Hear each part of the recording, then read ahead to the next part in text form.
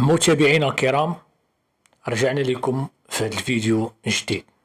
إذا البارح الأربعاء 2 أبريل 2025 إذا كنا شاهدنا واحد البث مباشر في إحدى الجرائد الإلكترونية اللي كيوثق المجهودات الكبيرة ديال العناصر الأمنية، بحيث فرقة الدراجين تابعة لأمن أنفا وقفوا واحد الدراجة ثلاثية العجلات من نوع تريبورتور، كانوا بها شي أشخاص لقاو عندهم أسلحة بيضاء شناوة، وكاين اللي كيبلغ الحجم ديالو قدو قد السيف.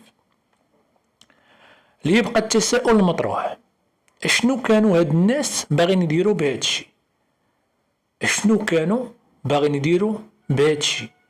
والسؤال الثاني، كون ما تدخلوش رجال الامن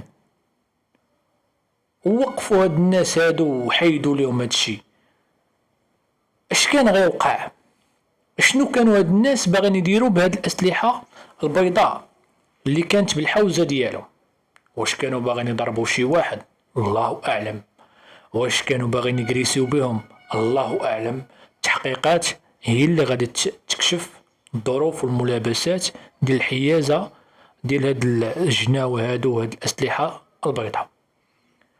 ونعاود نجدد الذكر ونعاود نقول باللي العناصر الامنيه كتقوم بمجهودات كبيره. الحمد لله الحمد لله عندنا الامن ديالنا خدام، كيتصدى لكافه اشكال الجرائم. كاينه يقظه امنيه الحمد لله كبيره اللي كتكون في الوقت المناسب وكتجي في الوقت المناسب ديالها. الحمد لله الحمد لله.